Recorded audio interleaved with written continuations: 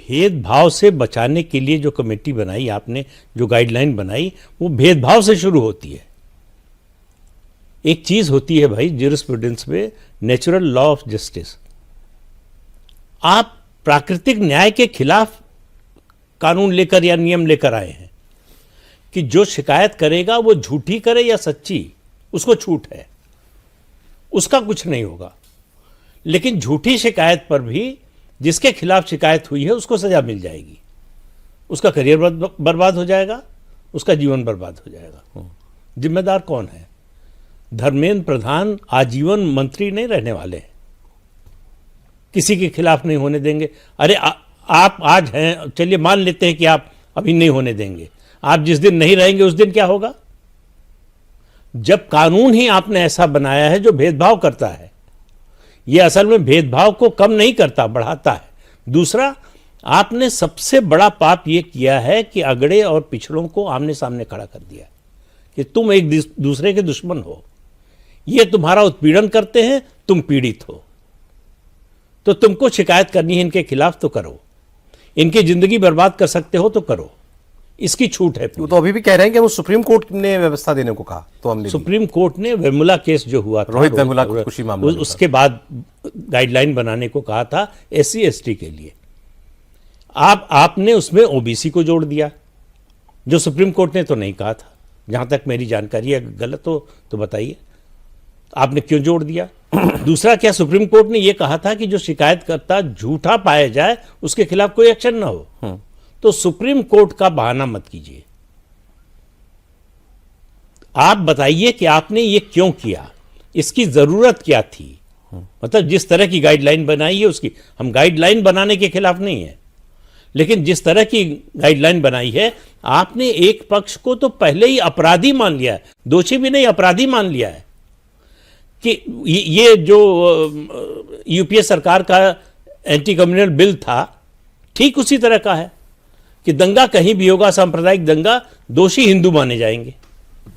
यहां आपने कहा कि भेदभाव किसी के खिलाफ कोई करे, दोषी जो है वो सवर्ण माने जाएंगे। ठीक है, ये नियम कैसे चल सकता है? और ये स्टूडेंट्स पर, टीचर्स पर, सब पर लागू होता है भाई। प्रिंसिपल पर, सब पर स्टूडेंट टीचर के खिलाफ, टीचर जो VC के खिलाफ, VC टीचर के खिलाफ, कोई किसी के खिलाफ कर सकता है। और जो गलत किसी ने अगर ये शिकायत की है तो उसकी न जांच होगी न सुनवाई होगी। और हमारे यहाँ जो ज्यूरिस्प्रूडेंस का सिस्टम है, न्याय का जो सिस्टम है, वो मल्टी लेयर है।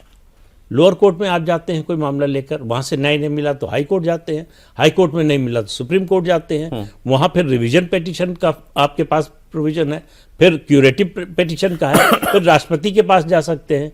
यहाँ हजारों कॉलेज और यूनिवर्सिटीज अब सरकारी और प्राइवेट मिलकर हो गए हैं देश में, एक कमिटी होगी नेशनल लेवल पर, एक इंस्टीट्यूशन में एक कमिटी होगी। हाँ। तो अब आप देखिए कि कितने और ये प्राइवेट पर लागू होगा, सब पे लागू होगा। तो इसलिए जो है, ये जिसने भी किया है, ये मेरा मानना है कि सिर्फ और सिर्फ सत्ता के अहंकार में कि हम कुछ भी कर सकते हैं। इसका जवाब ले लेते हैं कि किसने किया, फिर ये कहां से आई ये बात में? सुप्रीम कोर्ट ने आदेश दिया, ठीक है, अब कहीं मैं सुन रहा हूं कि ये जो है जो पार्लियामेंट्री कमेटी होती है उसके अंदर भी कहीं डिस्कस हुई थी बात, ये फिर वहां से भी कुछ आए सुझाव, वहां से निकला।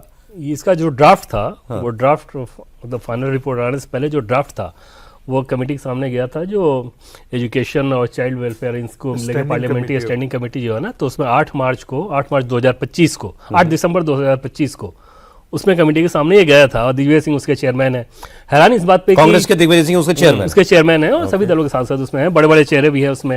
हैरानी इस बात की थी कि वहां भी इन सारे पहलुओं पे रेड लाइन करने के बजाय सिर्फ ये बताया गया है कि एक तो जो जातिगत भेदभाव है उसका जो डिफिनेशन है और ज्यादा ब्रॉडर होना चाहिए, और दूसरी चीज की OBC को भी इसमें शामिल कर लेना चाहिए। क्यों कर लेना चाहिए? क्योंकि पॉलिटिकली सूट करता है सबको, वहाँ पे उन लोगों ने बहुत आसानी से शामिल करा लिया।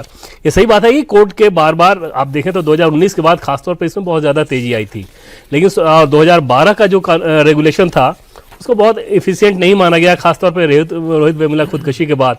हालांकि सौरभ, डिस्क्रिमिनेशन कैसे कैसे हो सकते हैं या आरोप कैसे कैसे लग सकते हैं रोहित वेमुला वाला मामला तो खुद उसकी एक नजीर समझ में आता है। उनका सुसाइड लेटर अगर आप पढ़िए तो उसमें एक लाइन कहीं भी ऐसा नहीं लिखा हुआ है कि इस तरह के भेदभाव के चलते उन्होंने सुसाइड किया। वो सारे उनके सेंटेंस एकदम से अलग हैं कि मैं अपने आप को बहुत खाली महसूस करता हूं, मैं प्रकृति से कैसे ऐसे नहीं कर पाता।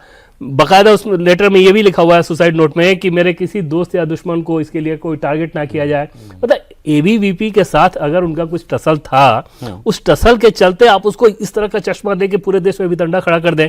और जो पुलिस ने उसमें क्लोजर रिपोर्ट दाखिल की, पुलिस ने क्लोजर रिपोर्ट जो दाखिल की, वहां पे बीजेपी की सरकार तो है नहीं, वहां पे तो कांग्रेस की सरकार। और जब ये मामला हुआ था रोहित वेमुला खुदकशी का मामला, तब वहां पे टीआरएस की सरकार।